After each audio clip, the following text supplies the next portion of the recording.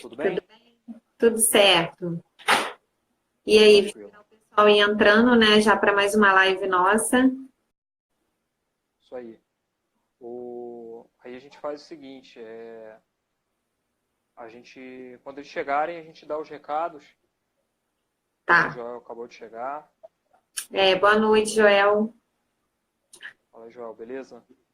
Tudo bem? E dá os recados aí, né? É, Hoje a gente vai falar sobre, no caso, como expressar um certificado de calibração, como expressar os resultados do certificado de Sim, calibração, né? E eu queria pedir a ajuda de quem está aí, no caso o Joel, assim que você puder, Joel, dá uma curtida aí, que isso ajuda a chamar mais gente lá na live. A verdade. gente entrou um pouquinho mais cedo, justamente para fazer com que o Instagram avise com mais antecedência o pessoal. E é isso, a gente está aí nessa sequência, sem parar. A gente não vai parar aí de É, postar os nossos conteúdos aí toda semana. Para quem não segue, seguir a Type B Consultoria, aqui em Engenharia Exata também. sim. E é isso. Pode falar. Boa noite, pessoal. Também dá um recadinho que o pessoal que não consegue acompanhar, né, ao vivo nossas lives e que depois ela fica em forma de vídeo na página do Facebook da Type B Consultoria e também no canal do YouTube, que está tendo um bom retorno, né, Caio? O pessoal tem usado bastante para consultar, para curiosidades, até mesmo em salas de aula. A parte de gestão de riscos, me falaram, né, que nós fizemos a live que o pessoal utilizou, a parte Pô, toda que que legal, falando de. cara. Achei bem legal, numa sala de Aham. aula, utilizando, então é bem legal, porque são curiosidades, né? E também o pessoal elogiou bastante a parte do Nitidicla, que muita gente estava, né, com dificuldades, assim, não dificuldades, mas ainda ia ter que parar para ler, ver a revisão, então a gente já deixou bem claro semana passada, você e Thaís, a parte de critério de aceitação também, então está tendo um bom retorno e sempre também que as pessoas puderem estar passando, né, informações para a gente, para mim, para o Caio, para a Engenharia Exata, para a Type B, de ideias novas, de assuntos que podemos estar estudando, estar relatando aqui, sejam sempre bem-vindos, né, Caio? Com certeza. E eu tô, acho que em débito aí com o Joel, porque ele já me passou já um conteúdo aí muito bom para a gente abordar. Ah, Talvez eu legal. faça na terça-feira que vem. E aí eu estou tentando ao máximo parar para poder fazer essa live aí sobre fontes de certeza de medição. Bem E aí a gente importante. vai falar muito importante. E a gente vai tentar ali, mais ou menos, o que eu estou querendo fazer. Como cada grandeza tem ali as suas fontes de certeza correlatas, né? A gente vai tentar fazer um compilado de fontes de incerteza que são mais comuns e Uhum. tentar aprofundar um pouco em cada tipo de incerteza, por exemplo, para área de pressão, área de temperatura, dimensional, elétrica, vazão. Falar um pouco ali, né? Tentar espremer no tempo de uma hora e dar algumas ideias de como você corre atrás dessas fontes de certeza. Porque a gente hoje sente muita dificuldade, assim, tá, eu fiz o cálculo de certeza, mas aí, considerei tudo que eu tinha que considerar? Onde que eu tenho que buscar informações sobre isso? E outra coisa também interessante que vai ajudar nisso é seguir aí os stories que a gente está publicando todo dia Sim. sobre 28 sites que eu estou utilizando, que eu já utilizei aí, que eu já vi esse tempo todo aí, sobre incerteza de medição e metrologia. Bem Eu acho legal, que é bem muito interessante. legal. Com certeza, Tá? ajuda muito, né? É uma fonte de consulta, é bem legal. Nós também estamos colocando na Type B, amanhã mesmo vai ter sexta, sábado, e tem uma semana que fala sobre metrologia no dia a dia, que às vezes acontece. Falamos sobre parte de bafômetro, sobre balança, curiosidades, agora também a parte das férias escolares. Isso tudo também está disponível no Instagram para o pessoal ler. Tem o Você Sabia, coisas que acontecem no dia a dia e que muitas das vezes as pessoas não linkam que tem a ver com a metrologia. Então, também está bem legal o pessoal que quer seguir lá a página Type B. Toda semana também tem um conteúdo diferente. E também engenharia exata, que eu vejo sempre, eu sigo e acompanho os stories, eu acho bem legal isso que você faz, esse link, tá ajudando as pessoas, da forma também que nós colocamos lá para poder consultar no OneDrive. Estamos sempre atualizando os documentos externos lá, os documentos orientativos, NIT-DICLA. Na última versão, para o pessoal que está podendo consultar, já vai lá diretamente, tem uma lista mestra atualizada. Então, eu acho que está bem legal, né, Caio? E o que o pessoal está podendo Com trazer de certeza. sugestão para a gente é bem-vindo. Não, é claro, porque aqui a gente acaba formando uma comunidade das pessoas que gostam do assunto, né? Que passa o Sim, seu dia a dia hoje. Eu só não vi outra coisa se não foi incerteza de medição e meteorologia. Então a gente passa o dia inteiro falando sobre esse assunto, assim, lidando com esse assunto. Então eu acho interessante a gente aprofundar um pouco mais e sim, o que a gente puder passar, a gente vai passar.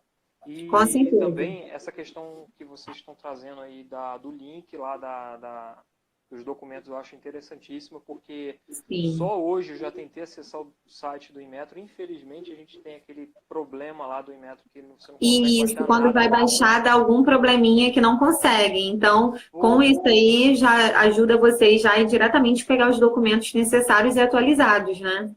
cara, é assim, a gente fala direto que isso precisa melhorar, mas não melhora, então a gente tem os nossos recursos, né? E a Isso TypeB está aí. ajudando bastante nisso. Ai, Bom, que bom. se você quiser, ó, o Henrique entrou, tá? Boa noite, Henrique, tudo bem? Boa noite. JM Instrumentação também entrou. Instrumentação também acabou de entrar.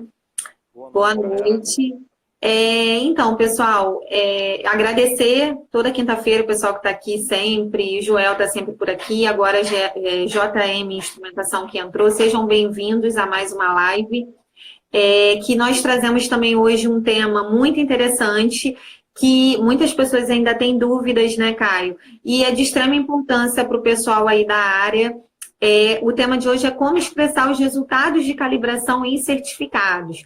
Eu, por exemplo, trabalhando na área de metrologia, já tive já essa dúvida e no dia a dia nós vamos estudando e tentando entender melhor e o Caio hoje vai trazer aqui essas respostas, né? Um pouquinho mais sobre esse assunto. Então, Caio, para começar, nós precisamos entender primeiro o que seria um resultado de medição. Pode explicar para a gente? Claro, claro. Até só falar também com a gestão da qualidade que acabou de entrar. Boa Pessoal, que noite puder dar também. curtida aí, a gente agradecer bastante, que acaba chamando mais gente para cá. Pessoal que Sim, ainda não foi notificado pelo Instagram. Então, o que é resultado de medição? Eu separei aqui um documento que eu fiz um compilado das informações que são necessárias para você colocar no certificado de calibração. Não é um checklist, mas assim, eu fui juntando tudo aquilo que tem que ter, um laboratório acreditado precisa ter para emitir um certificado de calibração, ele esteja em conformidade e tem ali aqueles requisitos mínimos aplicáveis ao certificado e ele esteja em conformidade com aquilo. Então a gente vai falar hoje, né, se der tempo a gente vai falar de tudo, sim, e eu queria só fazer um briefing antes, né? Que é o seguinte, embora o certificado de calibração ele seja comum a todo o laboratório de calibração, não necessariamente o certificado de calibração ele precisa ser igual em todos os laboratórios.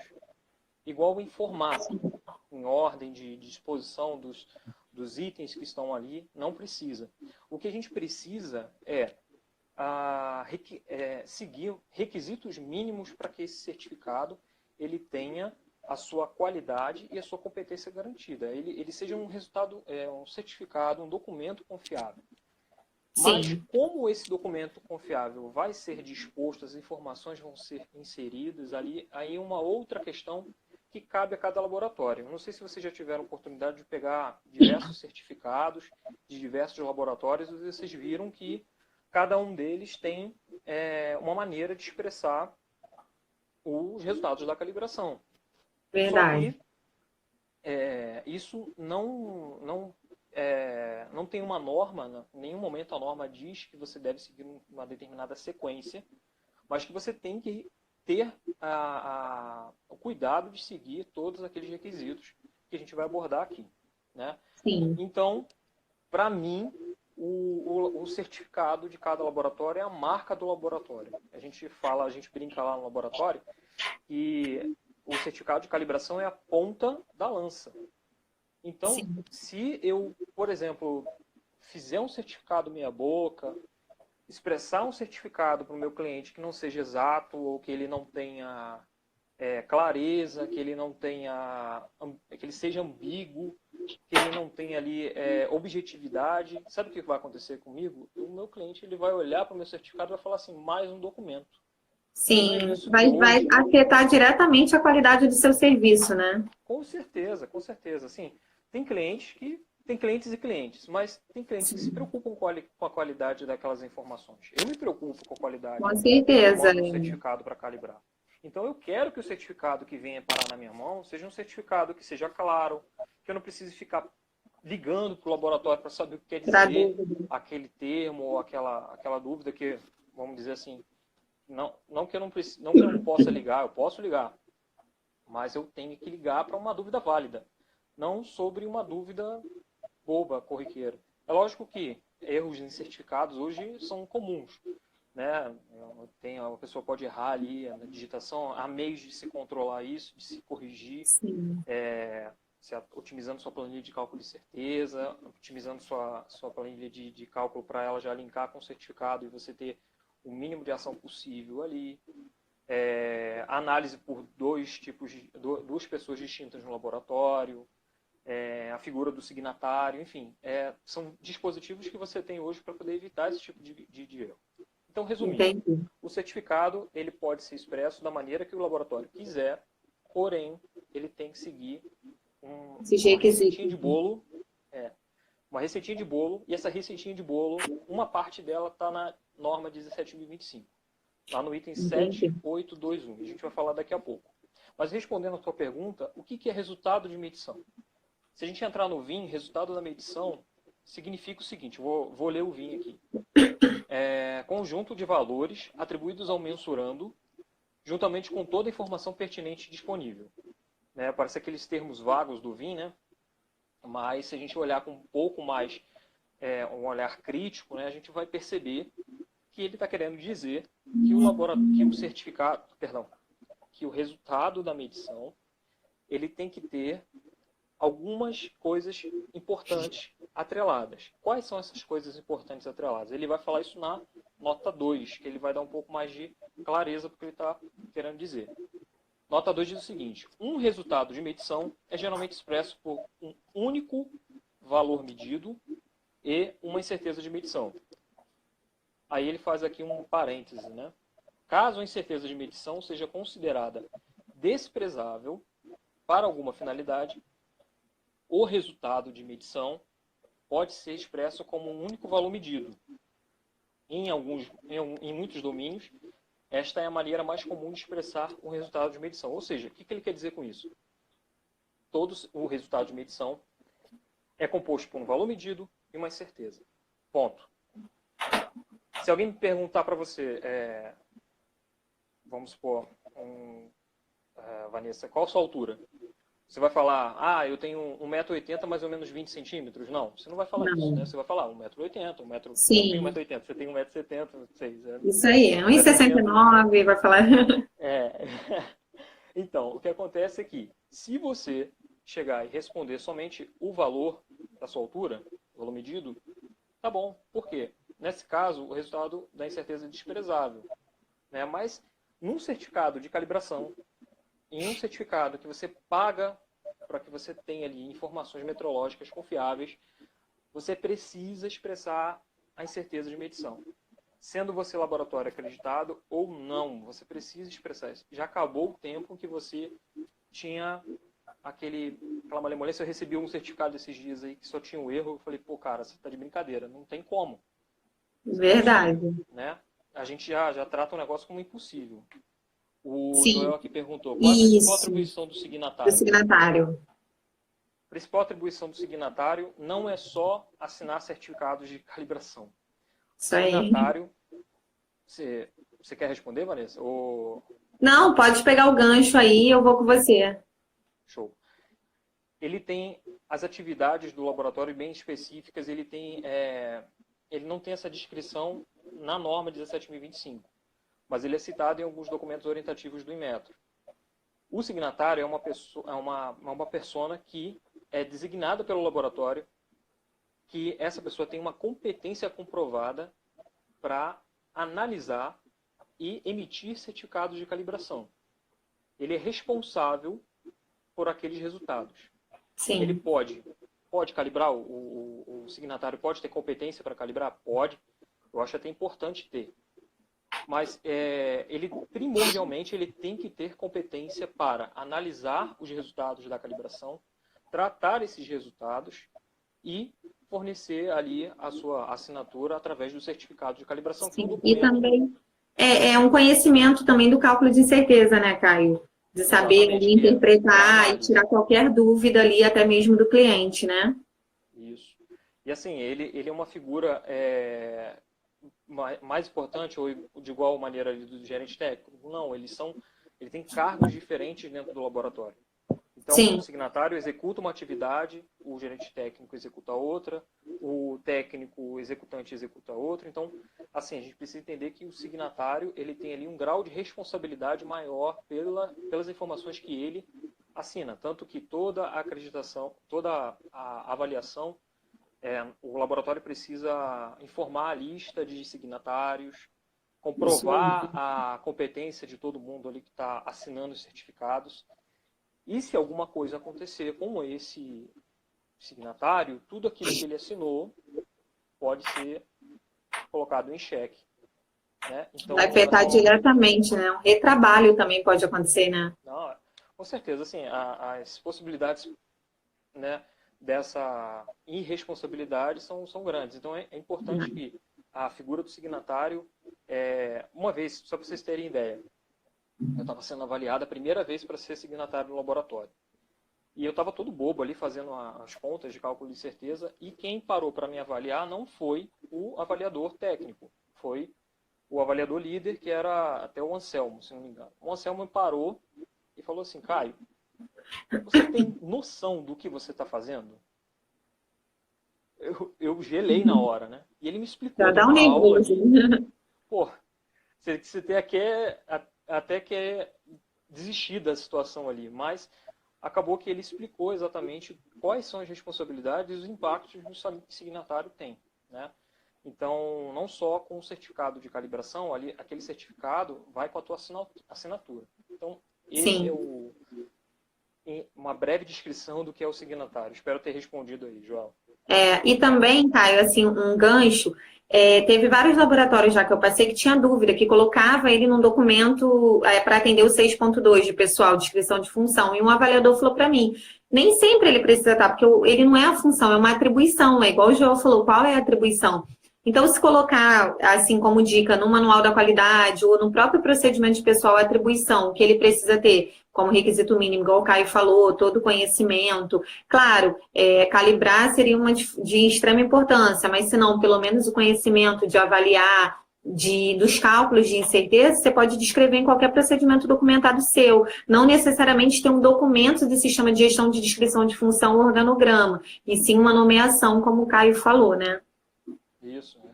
A gente precisa entender que isso daí é uma responsabilidade que o laboratório está impondo. Uma atribuição, né? Uma atribuição que o laboratório está colocando àquela pessoa que pode ter outras atividades também no laboratório. Isso está bem definido. Isso aí. Então, a questão do resultado da medição basicamente aí. Quando a gente tem o resultado da medição, a gente tem o valor medido e a incerteza de medição associada àquele resultado. E para fechar, eu queria só falar que quando a gente agora na live falar de resultado de medição, eu vou estar falando na verdade, resultado de calibração.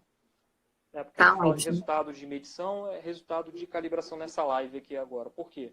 A calibração nada mais é do que duas medidas. Você está levantando duas medições e essas medições são comparadas para encontrar o erro ou qualquer outro parâmetro metrológico. Então é importante a gente salientar isso, que eu vou falar bastante resultado de calibração. Tá ótimo, Caio. Uma coisinha também que você falou no início de certificado de calibração, que é o nosso produto final, né? Uma dica também para o pessoal, se quiser colocar na pesquisa de satisfação de cliente, muitas das vezes eu coloco o layout, o prazo de envio, a parte de clareza, objetividade nas informações também é de extrema importância, porque é uma forma também de medir a satisfação dos clientes, né? E o certificado que o Caio falou no início, que é de extrema importância, que é o nosso produto final, né? O certificado de calibração. Também é mais uma dica que quem quiser colocar aí como pesquisa de satisfação também uma forma de pergunta ou de medir também, um indicador, né? Com certeza, é muito importante. É saber o que os É, clientes acham, né? com É, certeza, é o nosso produto final e a satisfação, né? Que é o maior objetivo, que tem a satisfação deles manter, né? E até elevar também, né? com certeza. E Mais gente. Desculpa, perdão, mais só ia gente falar que entrou, mais né? gente entrou aí. Isso aí. Entrou o Felipe da Qualidade de Gestão, How to Lab, o Raid Construction e o Rodrigo Rodrigo, também. Boa Rodrigo noite, também. pessoal. Pessoal que está chegando agora, nós estamos falando de resultados, né, Caio, de calibração. Isso. Como expressar os resultados de calibração nos certificados. E o pessoal que entrou agora e que não conseguiu acompanhar no início, mais para frente vai estar transformado em vídeo no canal do YouTube, no Facebook também para consulta, né? Isso aí. Quem puder, E aperta isso aí. o coraçãozinho aí para chamar mais gente para a live. Isso aí, verdade. Então, Caio, a partir de todo esse entendimento aí que falamos na primeira questão de resultado de medição, então, por que devemos ter uma maneira sistemática de expressar o resultado de uma calibração? Então, a gente precisa. Por que a gente precisa ter algo sistemático, né, em relação a isso? A 17.025, ela precisa, na verdade, ela é uma norma para requisito, é um requisito para competência de laboratórios. E você tem que seguir tudo aquilo ali para você ser um laboratório competente, Sim. né? Que tenha seus resultados garantidos, né? A questão é que se você não seguir, você está fora de um padrão, É, certo? E a ideia do certificado de calibração ter basicamente itens ali normativos é que a gente precisa padronizar e harmonizar as informações fornecidas no certificado de calibração. Essa é a intenção hoje da CEGECRE quando ela acredita um laboratório, quando ela vai fazer uma avaliação. Então, isso tem que estar atrelado também a um laboratório que não é acreditado também. Por quê? Porque quando você padroniza suas informações, você tem uma referência, dificilmente o seu cliente vai reclamar. Dificilmente verdade. você vai esquecer de fornecer uma informação importante. Dificilmente a gente vai deixar de atender 4 itens que eu vou falar aqui agora, que estão na norma 17.025, no item 7812, que diz o seguinte, esse item é um item de relato de resultados. Os resultados devem ser fornecidos com exatidão, clareza, objetividade e sem ambiguidade. Eu não vou ler o resto, porque é basicamente complementando esses 4 itens. Por que o certificado de calibração ele não pode ser, ele tem que ser exato? Porque a exatidão, lá, de acordo com o VIN, a gente sabe que é o grau de concordância entre algo que tem referência, algo de referência, e o valor que você está medindo. Então, o conceito de exatidão é, quanto mais próximo de uma referência, melhor. Então, se você não for se você não seguir um determinado padrão, você vai apresentar resultados que não são muito exatos. Né? Você vai apresentar um certificado de uma maneira, daqui a pouco você vai apresentar o certificado de outra maneira. Você não vai se preocupar, às vezes, em declarar a rastreabilidade da medição, enfim, N outras coisas. Então você precisa ser exato no certificado de calibração. Você precisa que o seu certificado ele seja claro, ele tenha clareza. Eu já vi muito certificado omitindo informação, porque tem medo de omitir ou não saber. Então você precisa demonstrar clareza naquilo que está descrito ali, porque às vezes a gente fica tão acostumado a declarar o certificado daquela forma que a gente não percebe que algum item normativo mudou, que algum documento orientativo foi revisado, e aí você deixa para lá e aquela informação ela fica obscura, ou Obsoleta também, né? Para lá. obsoleta. Exatamente. Então, precisa de clareza. Às vezes, parece brincadeira, mas tem laboratório que imprime o certificado em um papel qualquer e dá para o cliente. E vamos lá, vamos embora. E a impressora está na 25% ali, imprime e vamos embora. E não pode, cara. Você tem que expressar o certificado de forma clara, né? Inclusive na impressão dele. E objetivo, você tem que ir direto ao ponto. né? O certificado de calibração não pode ficar embromando, ter 5, 6, 7 páginas. Depende da grandeza, mas tem grandeza que permite isso, mas se não for necessário, não tem por que você estender muito para declarar algo que você poderia ter declarado em poucas linhas, né? Poucas linhas com todos os requisitos. Eu já recebi da Mitutoyo de um certificado acreditado do Japão, que ele era do tamanho de uma foto. Eu guardei, assim, para arquivar aquilo, que foi aquilo foi complicado, porque onde que eu vou colocar aquilo tudo na pasta? Eu tive que colocar lá tipo uma moldurazinha lá para ele ficar ali, mas eu fui constatar ali que aquele certificado é um certificado acreditado, que atendia todos os requisitos que eu tinha solicitado, tinha tabela de medição, enfim, tá lá, não tem o que falar. Ele tem objetividade. E por último, o certificado ele não pode ser ambíguo. Ele não pode querer, vamos dizer assim, eu peguei aqui o significado de ambiguidade, e ambiguidade é significar coisas diferentes. Você fala lá, eu tenho uma expressão que pode ser ambígua, valor medido. Você coloca lá, valor medido do padrão. Aí na próxima coluna, você coloca valor medido do instrumento sob calibração. Na outra coluna, você não coloca valor medido do padrão, você coloca valor medido de qualquer outra coisa. Você não está sendo claro ali, você está sendo ambíguo, você quer dizer várias coisas, mas você não diz nada. Então, o certificado de calibração ele precisa ter esse cuidado. Você não pode chegar lá e colocar um termo que não seja um termo de referência, por isso que a gente fala que o vinho é importante ser utilizado, porque ele traz não ambiguidade para determinadas nomenclaturas da metrologia. Então, é interessante você aplicar o VIN no certificado de calibração para que o seu cliente, quando tiver uma dúvida, ele não vai achar, ele vai ter certeza quando consultar o VIN. Sim. Certo? Então, é basicamente isso. Agora, a gente, basicamente, na verdade, era essa a explicação sobre a maneira sistemática que a gente tem hoje de expressar, de montar um certificado de calibração. Tá ótimo, ficou bastante claro, né? E assim, seguindo a linha, Caio, como nós devemos expressar esses resultados? Tá. A gente precisa primeiro ter ideia do seguinte. Eu sei que, eu falei lá no início, os certificados eles não precisam ser iguais.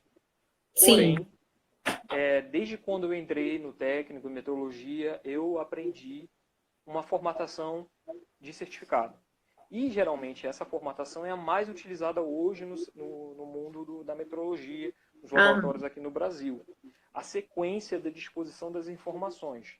Não que isso daí seja uma obrigação. Eu, por exemplo, no meu certificado, eu uso um tipo de organização diferente de o outro laboratório. Então, eu percebi que a maioria dos certificados segue esse padrão que eu vou acabar de falar. São 8 sessões, e nessas 8 sessões, todos os requisitos mínimos têm que constar ali.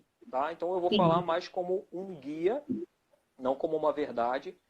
Se você quiser seguir, beleza. Se não, tudo bem. Pode colocar da ordem que você quiser. A primeira sessão é a seguinte: identificação do laboratório e do certificado, do documento. Então, lá em cima no rodapé, vê as informações do laboratório que está calibrando aquele instrumento e do lado o número do certificado. E aí, se você quiser colocar alguma outra informação, talvez tenha o selo de acreditação para o laboratório que é acreditado. E por aí vai. Informações de laboratório costumam ficar ali e no rodapé, né? Mas tem laboratórios que colocam lá em cima, tudo. A identificação do cliente e do item calibrado. O que isso significa? Significa que tudo que é relacionado ao cliente que solicitou o serviço está lá. E do item que você calibrou também.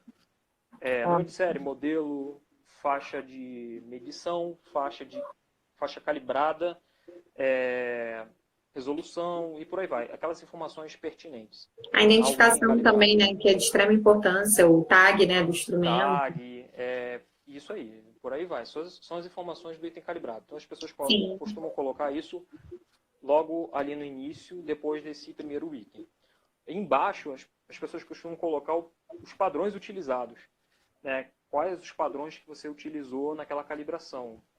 Qual o tipo de padrão? certificado, data de calibração, enfim, aquelas informações ali que são necessárias, a gente vai explicar por que daqui a pouco. Tá ótimo. Método de calibração é uma outra seção, que aí nesse item nessa seção você vai descrever ali um método que você utilizou para calibrar, você vai descrever o procedimento que você utilizou, você pode descrever um resumo do procedimento e você pode colocar ali o número do procedimento, a revisão daquele procedimento ou daquela instrução de trabalho e por aí vai. O próximo item, condições ambientais, que é extremamente importante para dizer em que momento você calibrou, como você, sobre que condições o item calibrado se encontrava no momento da calibração. E aí uma parte muito importante que é a tabela de resultados. Geralmente os certificados de calibração são expressos por meio de uma tabela. E lá nessa tabela vão estar descritos os pontos de calibração, erro, incerteza e os outros parâmetros metrológicos aplicáveis ali. Tem também a fator de abrangência, grau de liberdade, por aí vai. Tem gente que separa por último lá as datas, que também são itens muito importantes, por exemplo, a data de calibração, data que o item chegou no laboratório, data da emissão do certificado, data do suplemento, data da revisão, data que uma emenda foi feita e por aí vai, né? Ou qualquer outra informação relacionada à data, período de execução do serviço. E por último, não menos importante, notas e observações. Então, notas e observações são notas que você deseja colocar, por exemplo, tem um campo da tabela de resultados que o cliente não vai entender a sigla que está lá. Então, você pode colocar ali uma nota puxando para esse campo e aí lá vai estar descrito que aquilo ali refere-se a tal coisa. Outro termo que pode ser um termo que para você é comum, mas para um cliente não é, coloca lá, você pode colocar assim o significado daquele termo. Observações. As observações que você achar necessárias colocar, você pode colocar, você deve colocar. Por exemplo, é muito importante, eu gosto muito de colocar que o laboratório, apesar disso ser uma obrigação, né, mas é importante dizer que aquela calibração ocorreu sob as condições declaradas naquele certificado. Então é importante frisar isso para o cliente, porque às vezes ele acha que aquelas condições para a condição de operação dele são a mesma coisa. Não são. Então ele precisa ter aquela observação ali para ele ler e entender mais ainda, deixar de ser não claro o certificado. Isso ajuda. Entendi. Essa parte de observações ajuda a trazer mais clareza, né? Mais clareza. E, tipo, todos os itens que você imaginar que a norma 17.025 solicita, que a NIT DICLA 021 solicita, que a NICE GECA 009 solicita, e assim, tudo você vai colocar ali. A gente vai falar aqui desses itens se der tempo. Sim, tem até algumas coisinhas, Caio, que eu já passei. Às vezes é coisas que passa despercebido. Por exemplo, na unidade, o K maiúsculo, o K tem que ser minúsculo, né? Quando vai lá expressar. E já teve até um avaliador que pegou um certificado, né, de um padrão e falou, são coisinhas pequenas, mas o K maiúsculo é Kelvin. Na hora de expressar no certificado a questão de unidade, que muitas das vezes passa despercebido. Então, é de extrema importância avaliar para ficar tudo certinho, né? É um exemplo também que eu já passei e ele já falou que muitas das vezes passa rápido e não vemos a questão do K lá, do fator de abrangência. Tá maiúsculo, Vanessa, é Kelvin. Mas aí foi de um fornecedor, mas aí já me atentou para quando formos fazer o nosso, já pensar, avaliar melhor, né? Com certeza. É aquilo, né? Ali é o lugar para você colocar o que você acha que o cliente vai ter dúvida. E assim, é muito bom que o laboratório ele tenha aquela roda do PDCA gerando, né? Porque com o feedback lá da avaliação que você faz com o laboratório, você falou o nome, não me recordo agora, a avaliação que você pede ao cliente para que diga como é que está o seu serviço, como é que está o laboratório. Sim.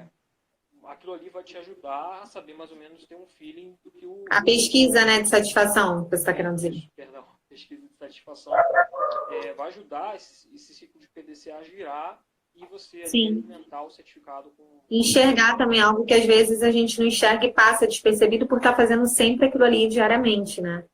Com certeza. Tem Sim. certificado que não muda há séculos, e aí é importante fazer essa renovação em prol do entendimento do cliente. E aí Sim. agora eu vou falar aqui sobre alguns itens mais especificamente de como a gente deve expressar os resultados. E eu vou tentar focar, por conta do tempo, mais na parte de resultado. Né? Mas Tá. eu não vou deixar de citar aqui alguma coisa, um item que é muito importante, a gente já falou em outras lives, na live de análise de certificados de calibração. Só entrar lá no site da TypeB, no YouTube da TypeB, que vocês vão ver essa Sim, live tá tudo lá. lá os vídeos. São vários itens que estão no item 7821 da norma de 2025. Eu não vou entrar, vou citar cada um deles aqui, para também não ficar maçante. Quem tiver a norma, por favor, olhe esses requisitos para que você tenha atendimento a eles. Passou esse step, aí você vai começar a descer o seu certificado e a gente vai falar agora de condições ambientais. Eu citei em cima o layout e agora vou falar especificamente cada um deles. Né? Condições ambientais, o que significa? O que tem que constar ali? Tem que constar todas as informações ambientais relevantes para aquela calibração. Não adianta você colocar que a pressão atmosférica tanto no meu certificado de calibração de uma determinada grandeza, se aquilo dali não tem influência nenhuma. Então você tem que colocar informações que sejam relevantes. Por exemplo, eu trabalho com vazão. A condição ambiental que mais influencia na minha calibração é a temperatura do fluido. E a condição ambiental, cara, eu considero como condição ambiental porque faz parte da estrutura do laboratório. Então, Sim. se aquela variável ela estiver fora de controle, eu não vou conseguir reproduzir o mensurando para medição tanto do instrumento que está sendo calibrado quanto do padrão. Então, é uma variável importante e eu preciso declarar ela para o meu cliente. Ó, cliente, calibrei meu instrumento com tantos graus de temperatura em água, por exemplo, fluido água. Fluido água também é uma informação importante. Por exemplo, os mais triviais hoje que são utilizados é a temperatura ambiente e umidade relativa do ar. Esses dois aí são os básicos que tem que ter em todo o certificado. Por que tem que ter? Porque é importante, porque cada equipamento, cada instrumento recebido para calibração tem uma faixa de temperatura e umidade de trabalho. Então, se você não informa isso para o seu cliente, qual as condições que ele foi submetido em calibração, ele vai ter dúvida. Ele vai falar, poxa, será que o resultado da calibração não foi afetado porque esse laboratório esqueceu de medir a temperatura ambiente e a umidade relativa? Esse tipo de questionamento não aconteceria se você informasse as condições ambientais. Sim. Bom, o outro item importante também que tem que ter no certificado é o padrão. A gente já falou. E o que tem que ter ali naquela tabela que todo mundo vê dos padrões utilizados? Hoje não, foi ontem, teve uma menina que me perguntou, poxa, esse certificado aqui já está vencido, Caio. Eu falei, vencido, o que aconteceu? Aí já me liguei. De validade do certificado do padrão De do padrão. instrumento. Então o que acontece? Ali naquela tabela de padrões, 5 informações tem que constar lá que são triviais, tá? Uma delas eu acho que é até um pouco opcional, mas vamos lá. Primeiro, que tipo de padrão? Descrição do padrão. Paquímetro, medidor de vazão, manômetro digital gerencial e por aí vai. Número do certificado, o organismo que calibrou aquele instrumento, né, se foi uma calibração RPC ou não, né, ou o número do CAL do laboratório, geralmente o pessoal coloca isso. Mas tem que ter essa informação, qual foi o órgão que calibrou, data da calibração e data do vencimento. Acabou. Tá ótimo. Ali você passa vindo numa auditoria.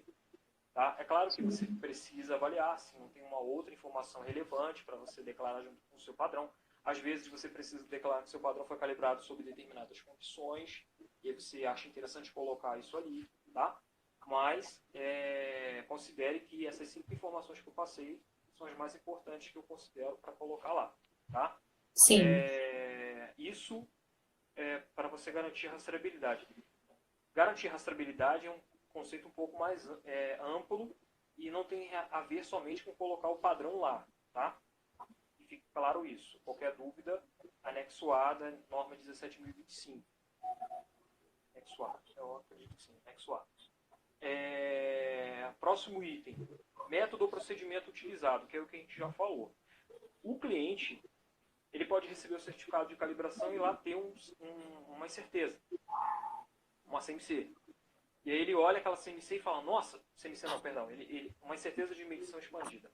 E ele olha aquela incerteza e fala, muito maior do que está no site da RBC, do que é a CMC desse laboratório. O que aconteceu? Essa explicação se dá também, além da análise do resultado da calibração, pelo método utilizado. Às vezes o próprio cliente esqueceu de informar que queria no método mais exato, um método mais preciso, né? Por exemplo, calibração com balança de peso morto, segue o método primário. Calibração com manômetro digital, né? Classe A4, por aí vai. É uma comparação direta. Então, a comparação indireta seria da balança de peso morto. Você tem ali meios indiretos de encontrar a pressão. E nesse método, ele acaba sendo um pouco mais preciso, tem certezas menores. Por aí vai. Então, você precisa informar qual é o método para o teu cliente. Sim. E, além do método, você precisa informar o teu procedimento que você utilizou, a revisão desse procedimento. É interessante você colocar também A instrução, né?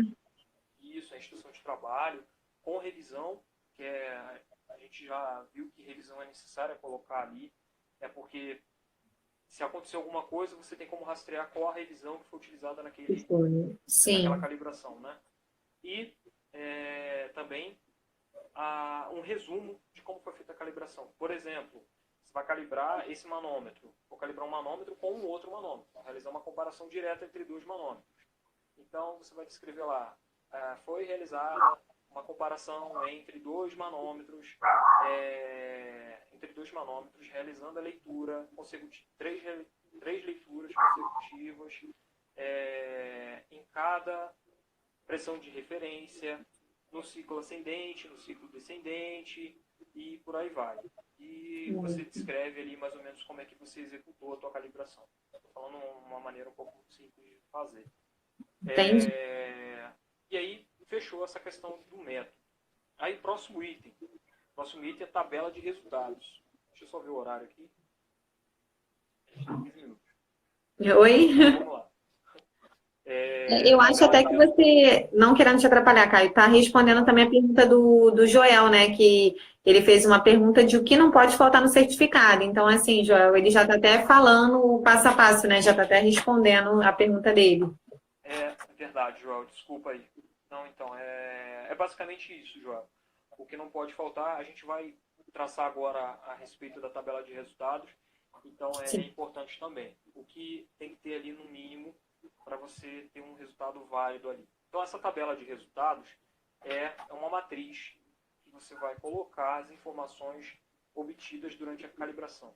Então, você precisa primeiro entender o seguinte, ali a gente já falou, resultado da medição ou resultado da calibração tem que ter o valor medido e a incerteza.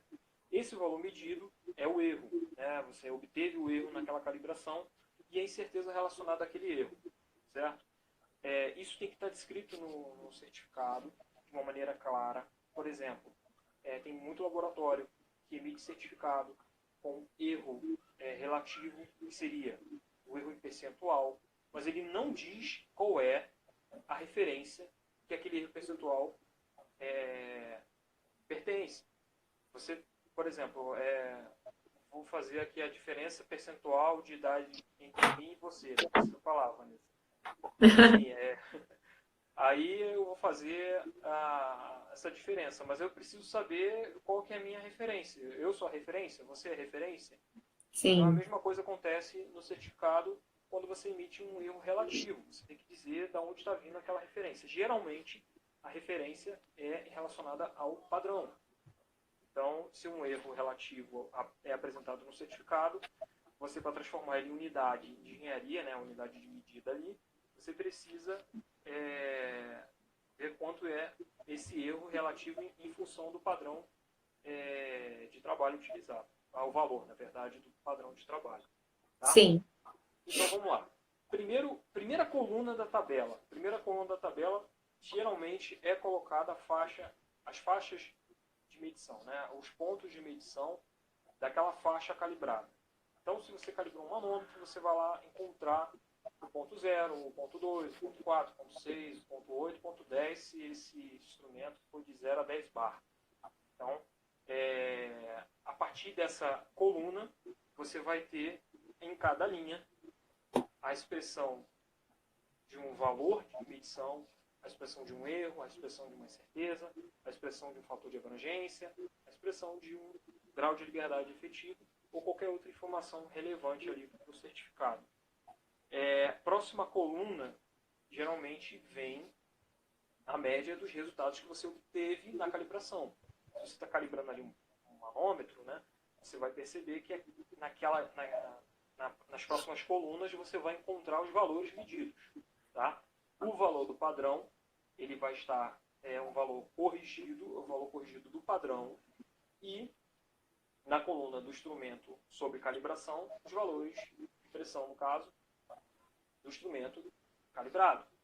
E se for um instrumento de pressão, provavelmente você vai estar seguindo o DOC CGEP 047, que diz que você tem que inserir lá os ciclos de leitura, ascendente e descendente, e você tem que padronizar conforme esse DOC quando for pressão. Sim. Se fosse dimensional, você teria lá uma coluna para padrão, coluna para o instrumento sobre calibração, e uma próxima coluna seria o parâmetro metrológico. Cara, o que é parâmetro metrológico? Pode ser o erro, pode ser o erro fiducial, o erro de indicação, a tendência de medição, né, que a gente chama com mais frequência, pode ser a repetibilidade encontrada naquele ponto. Então, o parâmetro metrológico serve nesse campo. Você pode colocar vários campos ou um campo só. O mais comum, Caio, erro ou tendência de medição. Tá? Valor em percentual ou não. Aí depende do laboratório expressar esse percentual ou não. Beleza. Próxima coluna é a coluna da incerteza de medição. Você precisa colocar ali a incerteza de medição e eu tenho que fazer algumas ponderações aí para a incerteza de medição. Que são as seguintes. A incerteza, ela deve ser a incerteza expandida final, tá? Ela não pode ser incerteza combinada. Boa noite, Souza. Boa noite. Bem-vindo. Bem-vindo. Ricardo Salabert entrou aí também. Então, o que acontece? A incerteza de medição ela deve ser expressa na forma de certeza expandida final. E, por conta disso, como ela vem num campo tabelado, ela não deve ter aquele sinal de mais ou menos. Isso é um Sim. da NIT-DICLA 021. Tudo que eu estou falando aqui, gente, está dentro da NIT-DICLA 021. Tá? Quem quiser pode ir lá conferir. Eu tentei fazer de uma maneira um pouco mais simples do que simplesmente ler a NIT-DICLA 021, que eu não acho interessante. Está dando os pontos importantes. Para mostrar para vocês aqui, não ficaria tão legal. Então, eu tentei colocar isso como eu vejo um certificado de calibração. Caio, desculpa te cortar. O Márcio está perguntando aqui, RBC ou rastreável? Não sei se está perguntando em questão do certificado, o que você está falando, né? Porque, na verdade, o certificado que você está dizendo aí, os requisitos e tudo, também pode seguir em questão sendo rastreável, os dois, né? Os dois, assim. E o JM também está perguntando, desculpa, todas essas referências você segue o VIN, no caso? Sim, a gente está seguindo o VIN. A gente precisa harmonizar essas informações de acordo com o VIN, justamente para a gente atender aquele item lá da 17.25, 7821, que é clareza no certificado de calibração. Então, Sim, clareza, e lá tem os termos que vai cair sim. Ambiguidade, né? Você não ser ambíguo, né? Você falou isso anteriormente. Entender outra. E a Sim. questão de RBC rastreável, o Souza, todos esses requisitos aqui da live, que vai ficar gravado e tal, podem ser seguidos pelos dois tipos de laboratório. Laboratório que é acreditado ou não. Sim. Lembrando que o laboratório que não é acreditado, ele não tem obrigação de seguir esses itens, mas é importante. Seria legal, né? Importante. Já trazer a maior confiabilidade também, né, para o seu cliente. Com certeza, com certeza. Mas para quem é acreditado, não tem para onde fugir, tem que seguir Tem que essas ser. informações. Isso aí. Então, da incerteza, o que eu separei aqui também? A questão dela ser, quando ela é apresentada isoladamente, você não pode colocar aquele sinal de mais ou menos. Se você, por algum motivo, expressar a incerteza de medição junto com o valor medido, né?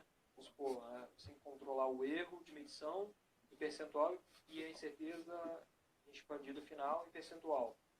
E quer colocar os dois juntos, você vai ter que colocar aquela expressão, o erro mais ou menos a incerteza, tá? Sobre as duas unidades comuns dos dois, né? Você não vai colocar uma unidade o erro e a outra unidade a incerteza. O valor numérico do resultado da medição em sua forma final deve ser arredondado para o último algarismo significativo. Então, o que isso importa para a incerteza de medição? Tinha uma regra antiga, eu não encontrei ela no Isogun, eu acho que ela foi removida, eu acho que ela até pertencia até a última revisão da NIT-DICLA 21, a de 2009 não tem essa regra, que é a regra dos 5%. E dizia o seguinte, se você fosse arredondar a incerteza de medição, se esse arredondamento fosse maior do que 5% da incerteza de medição, você não poderia arredondar, você teria que arredondar ela para o dígito superior. Então, você teria que ser um pouco mais conservador nessa história, né? Se você, por exemplo, se fosse arredondar para baixo e fosse comer um pouco da incerteza, a ideia era a seguinte, era não permitir que os laboratórios expressassem uma incerteza menor do que deveria. Entendi. Ele recomendava que você arredondasse para cima. Mas agora ele pede para que você arredonde com dois algarismos significativos. O que significa? Significa que essa conta dos 5% sempre vai bater se você arredondar com dois algarismos significativos, com até dois algarismos significativos. Com menos de dois algarismos significativos, você vai ter que realmente fazer essa conta dos 5% para verificar se você está atendendo ou não essa questão de expressar uma incerteza menor do que deveria. Beleza? Se alguém tiver alguma dúvida a mais em relação a isso aí, me manda uma mensagem que eu respondo com mais calma. Aqui falando é difícil. Eu tinha que ter num Excel alguma coisa do tipo. E, para fechar a questão da incerteza, ela nunca, em nenhum momento, para um laboratório acreditado, deve ser maior do que a incerteza, que a CMC, que é a capacidade de medição e calibração. Que é aquela incerteza que o laboratório foi reconhecido numa avaliação pelo CEGECRE e que consta lá no site da rede. No site RBC. Ótimo. Para um determinado serviço e escopo. Então, não pode expressar menos do que aquela incerteza. O laboratório foi acreditado para expressar lá meio bar a incerteza dele, a CMC. Todas as CMCs que você encontrar nas calibrações rotineiras aí do seu laboratório tem que ser meio bar para cima. Ah, Caio, encontrei meio bar para baixo, 0,4 bar. Pede ajuda para a Type B para fazer o pedido de atualização do escopo. Isso aí. Pede uma revisão na sua CMC, mas menos do que a sua CMC não pode. Ótimo. Outro ponto importante aí para fechar a tabela de resultados, que eu acho interessante, é obrigatório, fator de abrangência e grau de liberdade efetivo. Sim, extrema importância. Se o fator de abrangência for K igual a 2, o laboratório coloca uma observação lá no campo de observações. Se por algum acaso o K não for igual a 2, você, por algum acaso, calculou o fator de abrangência e os graus de liberdade efetivo conforme o apêndice da norma NIT-DICLA 021, o que que vai acontecer? Você vai ter que mudar essa nomenclatura e colocar lá qual o fator de abrangência e qual o grau de liberdade efetivo para aquele fator de abrangência. Pessoal, é o seguinte, essas observações estão lá na NISDICLA 021. Tá? Eu não vou prometer, porque promessa é dívida, mas eu vou tentar colocar de uma maneira organizada num documento e disponibilizar para vocês tudo isso aqui que eu estou falando. Porque eu tenho um documento que eu anotei, só que eu não quero passar do jeito que está bem feio aqui, né? Tá? Eu consigo entender. Suas anotações. Minha anotação. Aí, mas eu quero colocar o item e a norma que são ali relacionados. Legal. E uma fonte de consulta para todo mundo. Eu, particularmente, se tivesse isso aqui, seria muito fácil para mim, numa véspera de auditoria, ver se está tudo certo. Eu vou tentar disponibilizar. Checklist, sim. Caio, nossa, muito importante. Se você conseguir, vai ajudar bastante, acredito que todo mundo, né? A JM Instrumentação também está perguntando aqui qual a porcentagem que você usa para essas incertezas. É isso. Qual a porcentagem que você usa para essas incertezas? JM Instrumentação. Então, eu não entendi. Assim, bom, se for porcentagem para as incertezas, depende da... Se for para calcular a incerteza, você precisa ver o cálculo com mais cuidado ali para ver se... Não sei se é isso. As fontes de incerteza que compõem o cálculo de incerteza de medição, elas têm uma contribuição e cada uma delas tem um peso para o cálculo final. Então, elas podem ser expressas por meio ali no cálculo interno, quando você está fazendo a análise do cálculo de certeza de medição, você vê que cada uma influenciou com um peso específico lá. Por exemplo, certezas avaliadas pela tipo A, a repetibilidade do instrumento, 30% de contribuição no cálculo, a resolução, 20%, deriva, tantos por cento, incerteza do padrão, tantos por cento. Entendi. Não sei se é isso que ele... Basicamente, né? Até JM Instrumentação, se tiver mais alguma dúvida, pode colocar aqui, se for de forma clara. A gente explica de novo. Sim.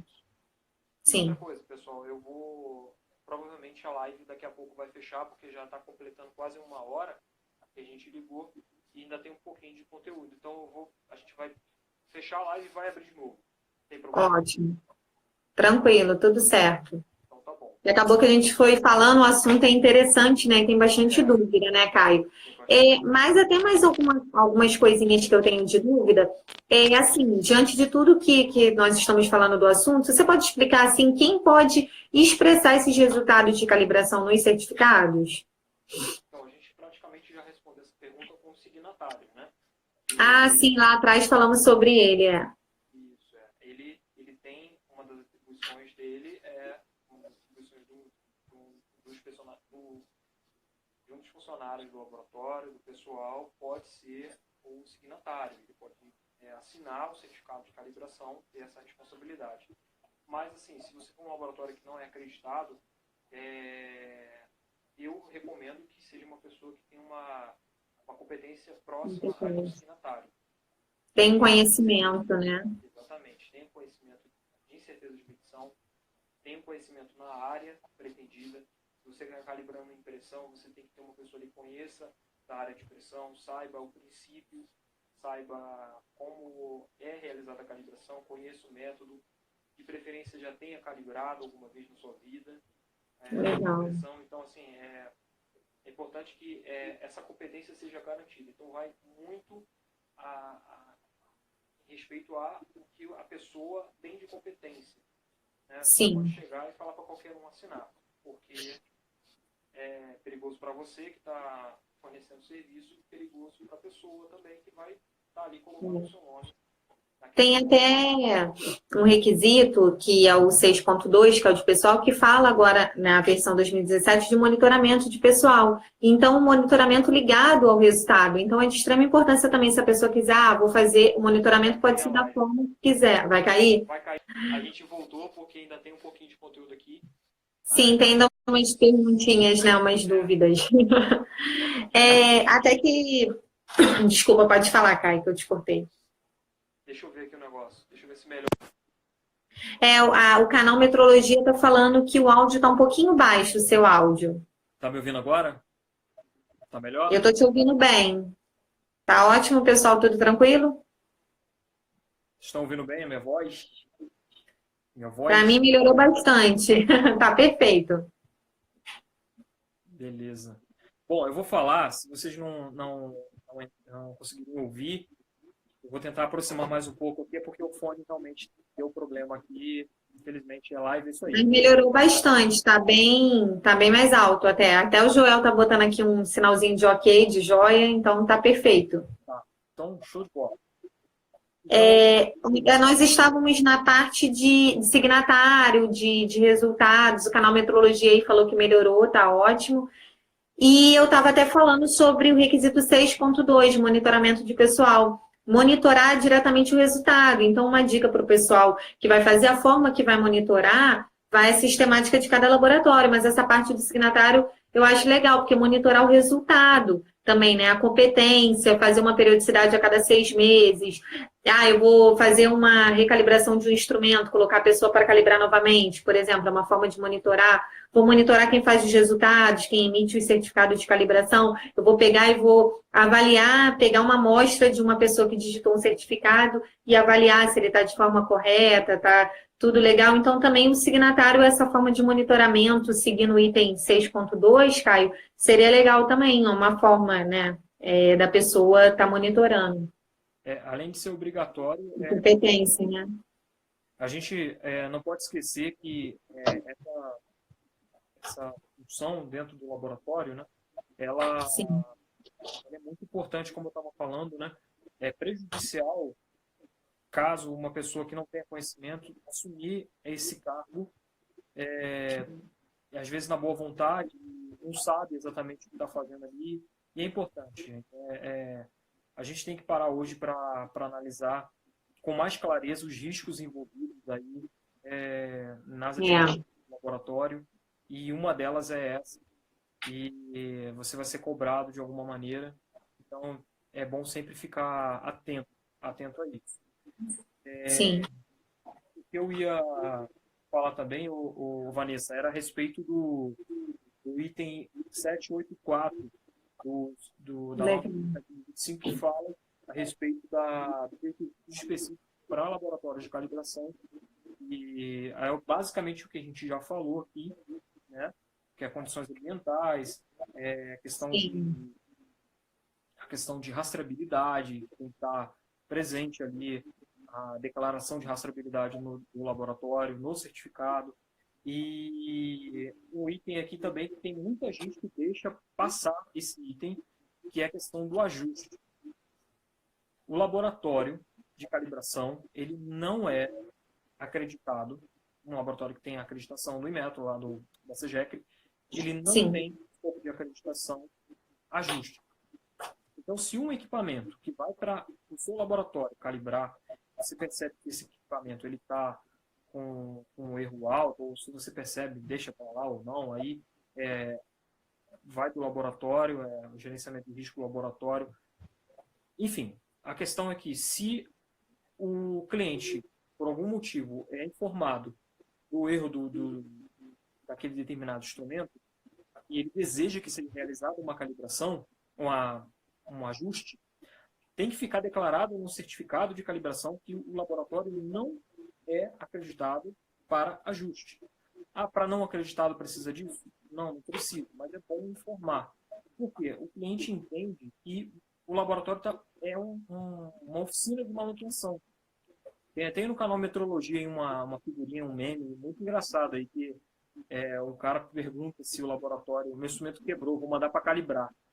Pô, cara, não é isso. Então, eu acho que a gente tem que deixar claro para o cliente que a atividade de calibração é comparar contra o padrão. Pronto. Sim. Certo? Se ele Ótimo. quer, o laboratório tem expertise para mexer no equipamento, porque tem equipamento que você não consegue ajustar, tem equipamento que não tem ajuste. E aí? Sim. Né? Então, não é uma competência do laboratório ajustar. Então, é importante que essa informação esteja lá. Uma outra informação também importante Declaração de conformidade, aí pode entrar um pouco depois, é um tema um pouco mais complexo, envolve Sim. um pouco mais de tecer um pouco mais de comentários a respeito disso, e opiniões e interpretações. E eu queria falar sobre as observações, as notas de observações, mas são quantas notas que pelo horário vai ficar complicado. Iria ficar bastante coisa, né? Depois a gente pode fazer uma live só disso, ou alguma coisa que possa colocar essas observações, um vídeo, né? Alguma coisa assim também. O documento que eu falei, eu vou tentar colocar isso aí para rodar. Ótimo, ajuda bastante. É isso. Pode falar. E assim, Caio, para finalizar, ficou bem de forma clara tudo isso sobre os resultados de calibração de certificado. Lembrando para o pessoal que entrou depois, canal Metrologia, que essa live vai ser transformada em vídeo. Tem a primeira parte, né, que ficou grandinha, e vai para o canal do YouTube da Type B, vai para o Facebook também, para quem quiser consultar, tirar suas dúvidas, utilizar aí como material de apoio, né, Caio? Com certeza. Isso, ajuda bastante. E, Caio, assim, para fechar as minhas perguntas, onde encontramos a base normativa para poder expressar resultados de calibração assim de maneira confiável? Então, conforme a gente já falou aqui, né, os documentos são esses que a gente comentou que são documentos normativos do método, e dois deles são o NIT-DICLA 021, que é Ótimo. edição de resultados de edição para laboratórios de calibração. Então, o NIT-DICLA 21 é para laboratórios de calibração e medição, não para ensaio. NICEGEC 009, que é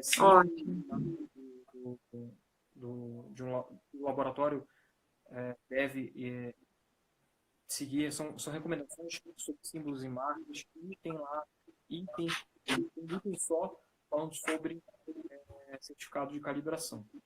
O JI falou que esse instrumento, quando precisar de um ajuste, o laboratório deve ser autorizado pelo fabricante do produto. O fabricante do produto, não. Deixa eu ler de novo. Não, não necessariamente. Se o laboratório tem condições de realizar o ajuste e o cliente autorizou o ajuste, a gente vai fazer o ajuste e, posteriormente, uma calibração para verificar que aquele ajuste, quais são os erros que foram encontrados após aquele ajuste. Se o ajuste foi bem sucedido, se não foi, por aí vai. O procedimento de ajuste depende de cada instrumento. Vou dar um exemplo da minha área, que é de vazão. Se o instrumento medidor de vazão tem uma constante primária e eu posso acessar essa constante primária sem nenhuma senha, ótimo. Eu vou lá, acesso, faço o ajuste e realizo a nova calibração. Agora, se eu tenho um instrumento que está todo bloqueado, ele atende uma legislação ou uma norma, ele precisa ter uma senha de proteção de acesso, por exemplo, o hidrômetro. O hidrômetro da sua casa, ele tem um lacre. Se quebrar aquele lacre ali, um abraço, ele não vale de nada, né? Porque quando ele foi fabricado, ele passou por uma verificação inicial do metro, e aí uma série de testes foram realizados, e aí ele foi lacrado. Você não consegue ajustar aquele equipamento. Aquele que é um medidor de vazão, que é um hidrômetro. Tá? E por aí vai. A gente tem que ter, primeiro, ciência de que se a gente pode chegar e fazer o ajuste antes de ofertar ele de fato para o cliente, né? Porque senão não tem como fazer o ajuste. Aí o cliente, então, resolvendo o problema, quem tem que resolver a história aí? O cliente. Ele que tem que entrar em contato com o fabricante, solicitar aí o acesso, ou a maneira de como acessar, ou o próprio cliente te passar essa informação. Porque às vezes não dá, o laboratório não tem como fazer esse trabalho, apesar de ser uma proatividade do laboratório, fica bem difícil quando você tem uma produção aí a seguir, né? Uma sequência de calibrações a serem realizadas. Né? Espero ter respondido aí. Perfeito. E aí, na parte de documentação, a gente tem o DICLA 021, tem o NICEGEC 009, a gente tem o Guia de Certificação de Medição, o ZOGUM 2008, tem tem lá A parte do VIN, né, que você falou dos termos, da questão da ambiguidade também. o VIN e o DocSegec para duas grandezas distintas aí que tem lá o DocSegec, que é o documento orientativo para a expressão de resultado de medição, que é o DocSegec 047 e o DocSegec 057. Ótimo. E todos também, né, Caio? Está disponível lá no site do Inmetro para consulta. Muitas das vezes, na hora de baixar, dá algum erro, mas nós da Type também disponibilizamos um link, né, que vai direto justamente para esses documentos já atualizados, já na revisão atual, para o pessoal também que quiser consultar, né? Isso aí. Perfeito. Pessoal, quem tiver dúvida, pode passar, pode digitar aí agora, é a hora. Se você tiver alguma dúvida adicional, fique à vontade. Isso aí. E, basicamente, Caio, você tá tudo tranquilo. Assim, você deixou bem claro toda essa parte do resultado de certificado de calibração. Passamos também para outras partes, falamos, pegamos um gancho para o 6.2, monitoramento de pessoal, atribuição de signatário, toda a parte de certificado, as dúvidas. Assim, tanto é que nossa live hoje foi mais extensa porque realmente ficou bem detalhado. Eu gostei bastante, acredito que o pessoal também. A JM Instrumentação está botando aqui, você na documentação sempre faz referência às normas exigentes. Eu acho que é uma pergunta, né? Você na documentação sempre faz referência às normas. No caso, na documentação que está querendo ver dos certificados e tudo mais? Do certificado é necessário que você faça assim quando você utilizar. Se você utiliza e você achar necessário expressar que você segue o VIN, legal. Você coloca. Colocar. VIN, difícil colocar o VIN, mas a NIT Dica 021, para um laboratório acreditado, você já tem que seguir, então você não precisa colocar. Agora, por exemplo, você tem uma norma lá específica para cálculo de certeza de uma determinada grandeza. Pressão, por exemplo, tem lá a 14105. Você coloca, que você segue. Pode ficar, né? É importante colocar assim. É legal que tem essa rastreabilidade. Legal. Então é isso, assim, basicamente o assunto fechamos com chave de ouro, foi bem legal. Agradecer a todo mundo que acompanha a gente, JM Instrumentação, Joel, obrigada, tá falando aí, ótima live, parabéns. Obrigado. E sempre que puderem, né, Caio, mandar também sugestões, assuntos que a gente possa vir a tratar, né, que é bem legal, curiosidades. Aproveitar para o pessoal que ainda não seguiu, tem a Type B Consultoria, que é o meu canal, juntamente com a Thaís, que também está nas lives com o Caio e com a Engenharia Exata, essa parceria. Estamos falando sempre de metrologia no dia a dia, curiosidades, assuntos legais também que podem ajudar vocês. E é isso, agradecer ao Caio a parceria, agradecer e tirar todas as nossas dúvidas, ficou bem legal aí demonstrar esse conhecimento sobre a parte toda de resultados de certificado de calibração. Obrigada mesmo. Muito obrigado. Eu queria agradecer também a uma pessoa que ficou até agora, é a Rosemary. Obrigado, Rosemary, também pela obrigada. Até o momento. Tá? Legal. Agradecer a você, Vanessa, e a Thaís aí da Type B. Obrigada, nós que agradecemos. Mais uma live e a gente se vê também aí nas próximas, com certeza nessa parceria aí no ano de 2020. Isso aí. Qualquer dúvida, entre em contato com a gente. Grande abraço. Isso aí, e até muito obrigada. Tchau, abraço. Tchau. Boa noite. Boa noite, gente.